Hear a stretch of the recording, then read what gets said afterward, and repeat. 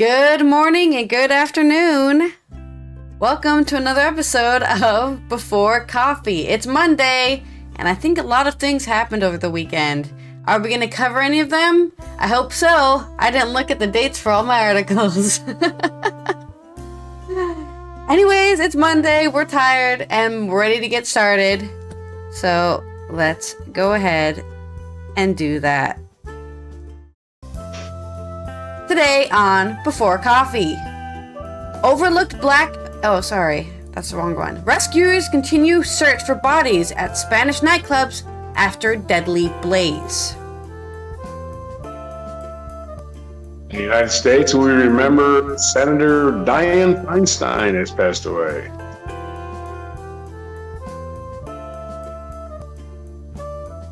Opposition protests march in Warsaw. Million people on their feet. Well, New York City flooded, the government shutdown was averted, and we have somebody who's a winner on this week's Wheel of Fortune. Overlooked black actor may have been the most prolific in early British cinema. Those stories and more on today, October 2nd. 2022, which is National Custodial Workers Day, on Before Coffee.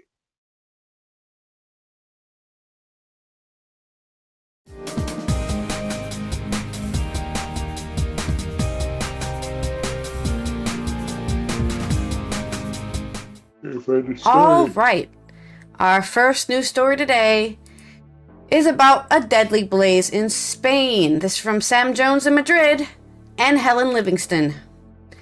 The death toll from a fire that tore through 3 adjoining nightclubs in southeastern Spain, killing at least 13 people, could rise as rescuers continue to search the wreckage, police have said. The blaze in the city of Murcia broke out at about 6 a.m. on Sunday morning in the La Fonda Club before spreading to the neighboring Titre and Golden Clubs, officials said. By mid-morning on Monday, 5 people had been reported missing and who were feared to have been in the club when the fire broke out had been found safe and sound. Although Murcia's mayor, Jose Balesta, said that no more bodies had been found overnight, police warned that the number of those killed in the fire could still rise. We can confirm the sad news that 13 people have died, 3 of whom have already been identified, a spokesperson for Policia Nacional told the state broadcaster RTVE on Monday morning. When it comes to the number of missing people, we're opting for caution. We're not ruling out that there may be more dead people inside. We still haven't managed to get into the interior of the club. The state that the facilities are in is making things difficult for both firefighters and police. The cause of the fire is under investigation. Only 3 bodies had been identified as of late Sunday using their fingerprints. Officials said the identification of the remaining bodies could still take days, as DNA samples would still have to be sent to Madrid for processing. Among the missing couple, Jorge and Rosa Boyeta, who had traveled to Murcia from the nearby town of Caravaca with 2 friends, El Mundo reported. The couple had 3 children. One friend, who had accompanied them to the club that night, sent an audio message to her during the fire saying, "I love you, Mom. We're going to die, Mom. I love you," in the background. People could be heard shouting for the lights to be turned on. It was not clear if the 28-year-old woman was among the dead, but her father, identified only in Spanish media as Audio, said he had not heard anything further from her. Balesta said structural damage to the building had made access difficult. "What we are doing right now is trying to extract the bodies, secure the area, and care for the families. Identify them, which isn't easy at all," Balesta said. Officials said 4 people, 2 women aged 22 and 25, and 2 men in their 40s were treated for smoke inhalation, according to initial information. The fire broke out on the first floor of the nightclub, which has a ground floor and a first floor. Diego Serra, the national police spokesperson, told Radio Onda Regional de Murcia. The 11 of the 13 bodies so far recovered are found on the first floor of La Fonda, while 2 were found among the rubble on the ground floor. The police said the temperature in the nightclub may have reached between 1,000 to 1,500 Celsius, according to La Verdad de Murcia. One of those missing was Eric Hernandez, originally from Nicaragua, who was celebrating his 30th birthday with friends and family, including his brother Ciergo and his mother Marta at La Fonda, the paper reported. A cousin, Walter Hernandez, who survived after leaving the group to have a drink on the lower floor, said 8 members of the party were missing. The city declared 3 days of mourning for those who had died, and flags were lowered to have mass outside Murcia City Hall. Spain's king said he felt pain and dismay following this tragic day in Murcia, and thanks rescue workers for their exemplary work. The Prime Minister, Pedro Sánchez, voiced solidarity with the victims and relatives of the tragic fire in the Murcia nightclub. So starting off the news sad, but gotta report what we gotta report, and this is what I saw that sounded like an important thing to report. On to your next story. Human tragedy always makes the news. In politics news in the United States, Dianne Feinstein, California senator who served as more than 3 decades, was a trailblazer for women in politics, has died at the age of 60. Feinstein was the oldest member of the U.S. Senate and voted as recently as Thursday.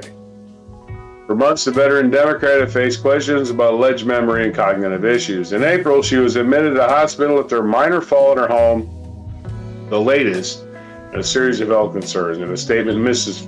Feinstein's office said that she had passed away in her home in Washington, D.C. overnight. This was Friday's news, so it didn't even make our Friday news dump. It came like right after our news was over.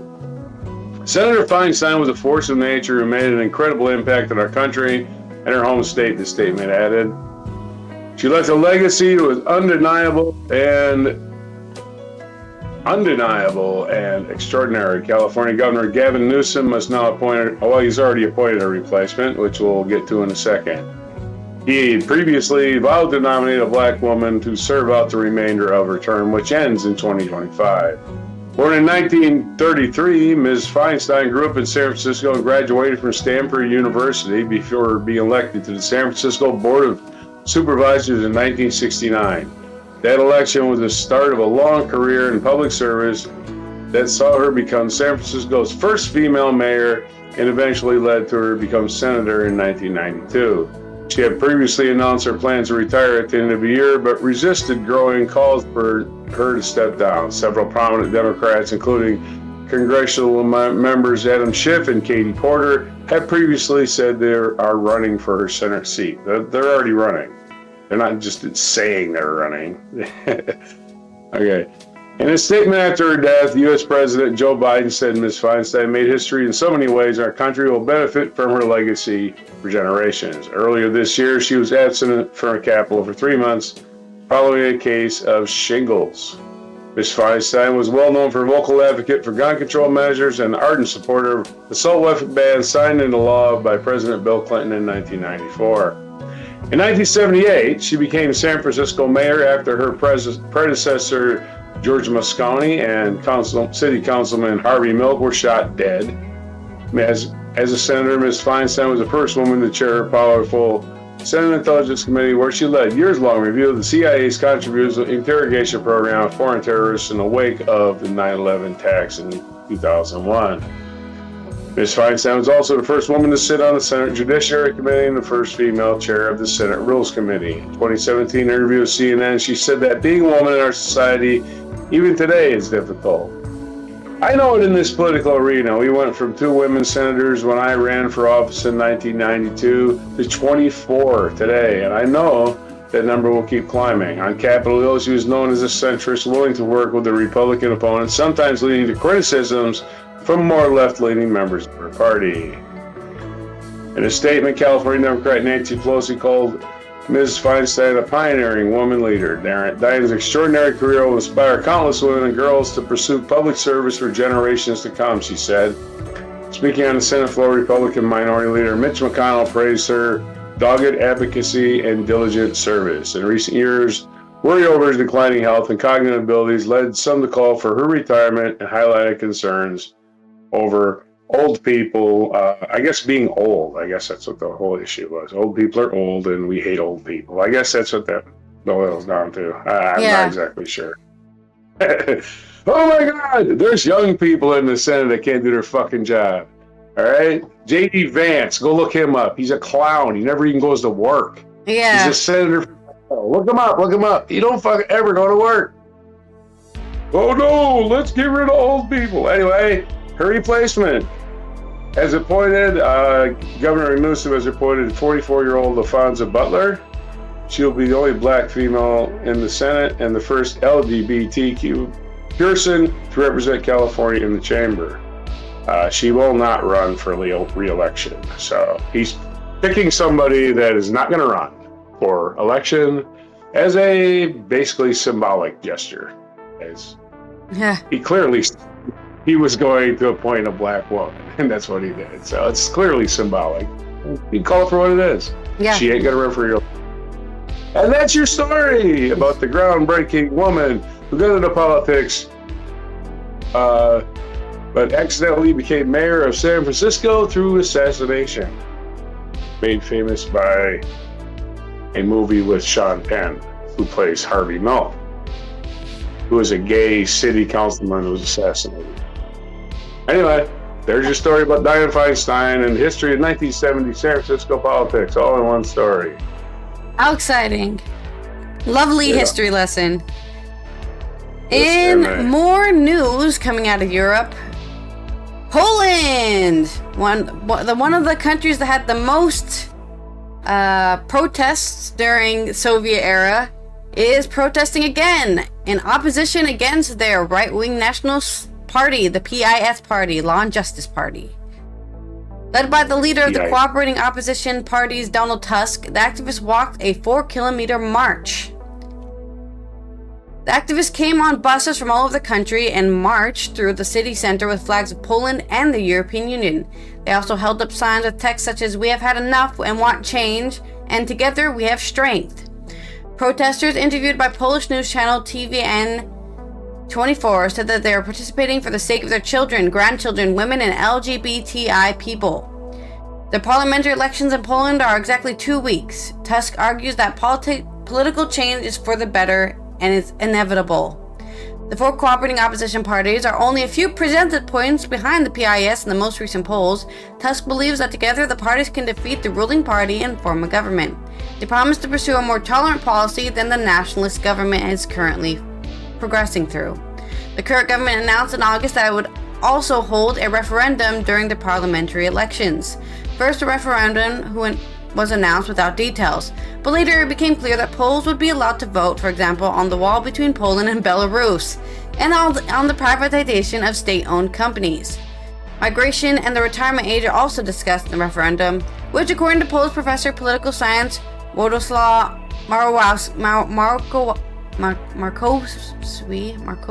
Markosi, is a sham referendum. He stated that a serious referendum requires much more time, information, and discussion. So there's your little short update on the huge march. I'm sure there's like a longer deliberation in this video that's posted, but there's just millions of people in Warsaw, all with their Polish flags, waving their Polish flags, demanding that their right-wing nationalist party stop being a right-wing nationalist party. I don't know why people are always surprised when their right-wing party decides to be fascist and start taking away rights. Oh my god, I can't believe this is happening. I can. Unbelievable. Yes, yeah, as they call it as they say in the States, I can't believe the people getting their faces eaten by a leopard are saying, I can't believe the leopards eating my face party. Face eating leopards. Yeah.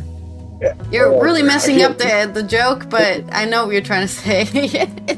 It's me, but I can tell you that the leopards eating my face party wins again. And you know what else always wins? Is the law.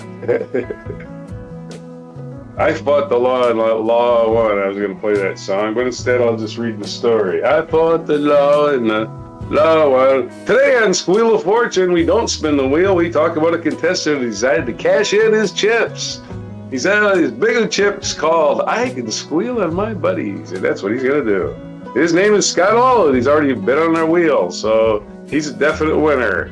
Scott Hall, this is from the NBC News. Atlanta. This is byline Charlie Guile, Dai Gorgorian, Blaine Alexander, and Katie S. Fang. 4 people all over this story. Scott Hall, one of the 18 defendants charged along with former President Donald Trump for allegedly interfering with 2020 presidential election results in Georgia, pleaded guilty on Friday. He's the first defendant to enter a plea in the case, a guilty plea in the case. Under the terms of the agreement with Fulton County District Attorney Fonnie Willis' offices, Hall pleaded guilty of 5 misdemeanor charges and will be sentenced to 5 years probation. If he abides by the terms of the deal, he also agreed to testify in related court hearings to trials stemming from the sprawling 41-count indictment that was unsealed on Thursday. On Thursday. In August. Or it might have been on a Thursday. I don't remember. Do you understand the conditions of your probation in this sentence that you testify truthfully at any further court proceedings to include trials of any quote defendants that is listed on the original indictment in which you were charged? The DA's office asked Hall on a Friday afternoon before Fulton County Superior Judge Scott McAfee. Yes, ma'am, he responded. Hall responded pleaded guilty of 5 counts of conspiracy to commit intentional interference with performance of an election. Mouth is not working so far. Hall, 59, is a bail bondsman who is hit with charges relating to voting system breach in Georgia's Coffee County in early 2021. He was also the first of 19 defendants charged in a case that surrendered last month. Also named in the indictment of participating in a Coffee County conspiracy was former Trump attorney Sidney Powell, who was scheduled to stand trial on those charges in late October. Powell has pleaded not guilty in the indictment. Hall was charged with numerous felony counts, violation of the Georgia RICO Act, 2 counts of conspiracy to commit election fraud, conspiracy to commit computer theft, conspiracy to commit computer trespass, conspiracy to commit computer invasion of privacy, and conspiracy to defraud the state. Under the terms of the plea deal, Hall will also have to write an apology letter to the state for his conduct, pay a $5,000 fine, serve $200 of community service, and provide DA's office with a recorded statement, which he has already done. A spokesman for the DA's office declined comment on the plea deal. Attorney for Hall did not immediately respond to the request for comment. In other court activity Friday, U.S. District Court Judge Steve C. Jones denied bids by former Justice Department official Jeffrey Clark and 3 so-called alternate electors to move their cases to the federal court. The 4 were among the 19 indicted in the Fulton County last month. Clark had argued that he was acting in his federal capacity when he urged DOJ brass to intervene in the 2020 election. Oh yeah, that's part of your official capacity. Interfering in elections. No, it ain't, moron.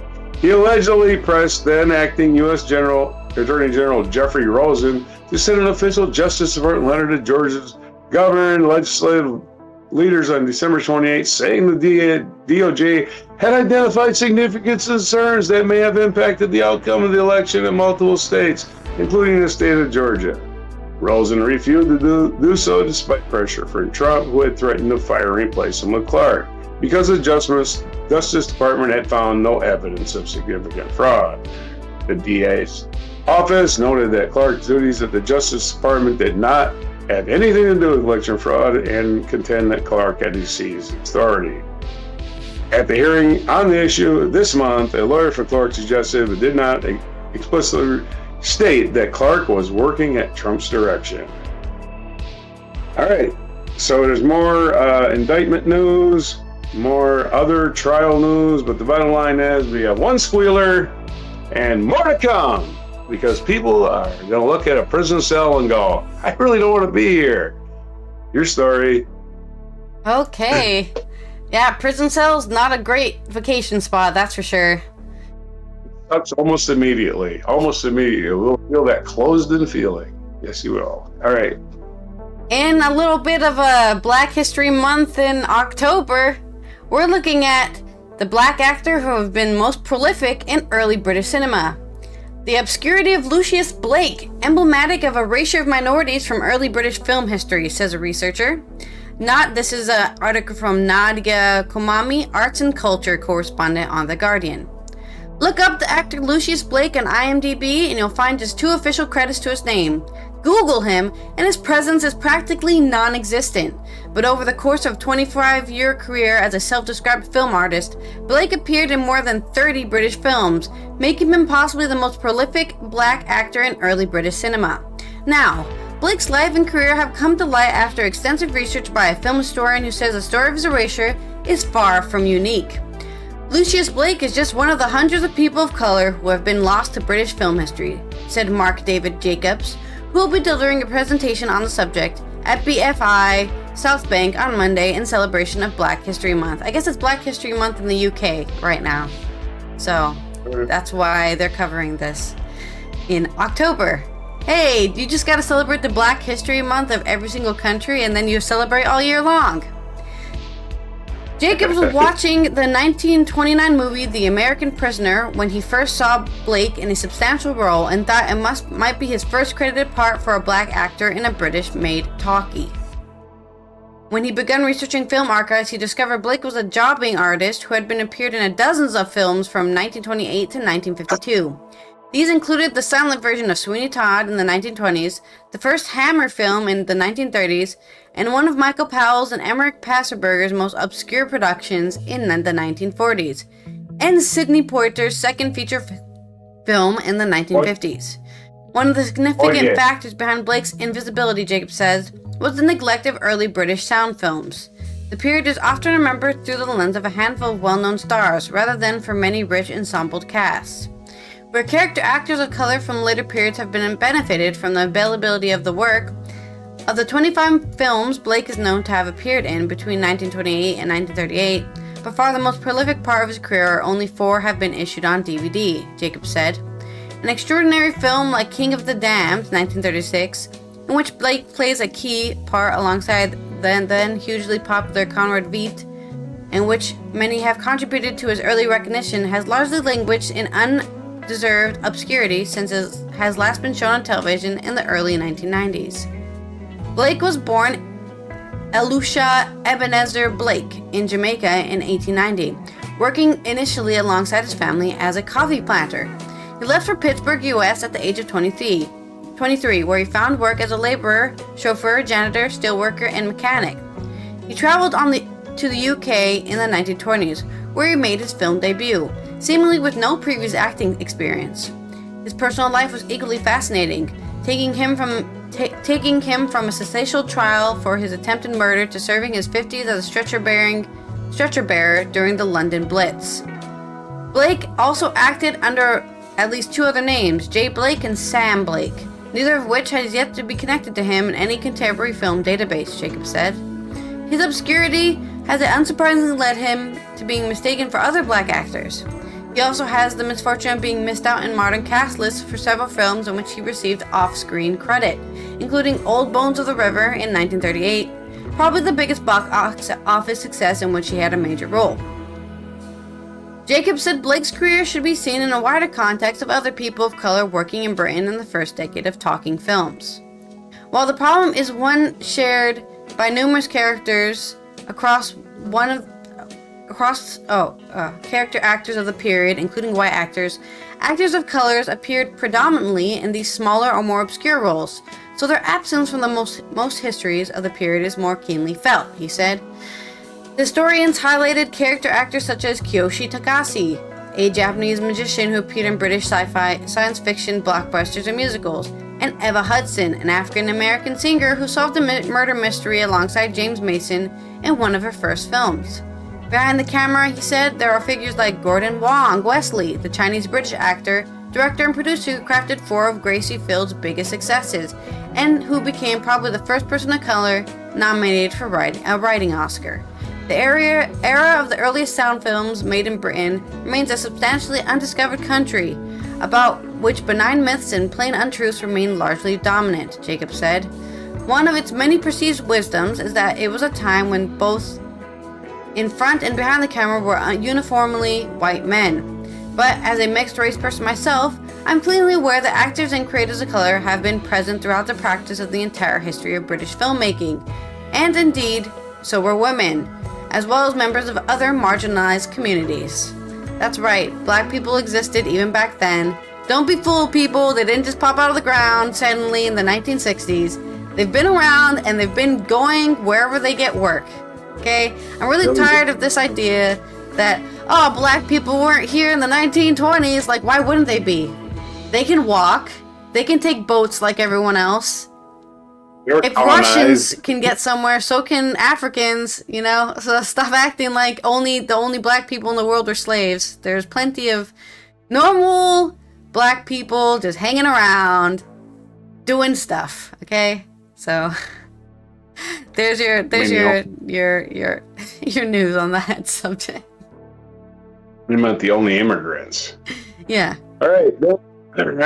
And this day in history in 1780, we're going seamless segue. In this day in history, we probably got some black history here for sure. British Army officer John Andre was executed by the Americans as a spy in this day in 1780 towards the end of the war. Yeah, he was conducting secret meetings with American General Benedict Arnold, who was also a spy.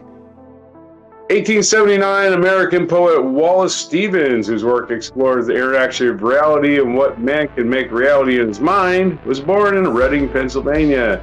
In 1935, Ethiopian Emperor Haile Selassie ordered mobilization upon learning that the Italian forces had crossed the frontier to begin the Italo-Ethiopian War. In 1957, British-American war classic The Bridge on the River Kwai had its world premiere and later won an Academy Award for Best Picture. Bridge on the River Kwai. We won the war. That's a little spoiler alert. 1959, science fiction anthology TV series The Twilight Zone debuted on American television this day. In 1967, American lawyer and civil rights activist Thurgood Marshall was sworn in as Associate Justice of the U.S. Supreme Court, becoming the first African-American member. There's your black history for the U.S. for this day. 1985, American actor Rock Hudson died, becoming one of the first Hollywood celebrities known to succumb to the AIDS-related virus and made Nancy Reagan and the Reagan administration care about AIDS for the first time. 2005, Pulitzer Prize-winning playwright August Wilson, who was best known for a cycle of plays, each set in a different decade of the 20th century about Black American life, died at the age of 60, quite young. And 2017, American singer and songwriter Tom Petty and the Heartbreakers66, still quite young. And our featured event, Charles Darwin returns to England. That's right, naturalist Charles Darwin returned to England this day in 1836 after a 5-year journey on the HMS Beagle, which was actually captained by a beagle. Not a lot of people know that. It's a dog. That's a joke. Barely a joke. On which he gathered the specimens and observations that led to his theory of evolution by natural selection. Also on this date, born Mahatma Gandhi, which his real name is real long, was born on this day in 1869 and died on January 30th, 1948. And 1951 was also the birthday of Sting, the British musician. Also the birthday, he was born in 1951. Also the birthday in 1949 of Annie Leibovitz, of American lawyer Johnny Cochran, who was born in 1937, and of Paul von Hindenburg, the German president, who was born in 1847. And what day is it? Well, let's tell you. Outside of being National Child Health Day in October and National, which is the first Monday in October, and National Custodial Workers Recognition Day, it is also National Name Your Car Day. So if your car doesn't have a name, well, think go on, because your car apparently deserves a name. But don't crash it immediately. That's a bad thing. National Fried Scallops Day, which I'm allergic. So even though I'll eat them until I turn purple, I'm allergic. National Consignment Day. That's where you sign you sell something at a store that you own and they get a percentage. That's basically what consignment is. National Produce Misting Day. So that's at the grocery store, the little misting machines. There's a day for that. That's right. National Smarties Day, those little candies, and that's all it is today. Smarties are those little hard chalk candies that really fun to eat because you can just slide them in your mouth, really, and just chew on them. I don't like chalk. I like chalk that has flavor. Chalk that has flavor. That's today. All right, I guess I'm gonna go find some Smarties or some chalk candy out here on a overcast day in the Netherlands as we start our week off on Monday. So keep your focus on us as we cover all the news stories you don't know about here on Before Coffee. That's right. Don't forget to like and subscribe, and don't throw your Smarties all over the floor because it's National Custodian Appreciation Day. Yeah. Make that person's harder. They got a job that you don't even understand or appreciate. So today, appreciate it. It's October already. October 2nd, 2023 edition of Before Coffee.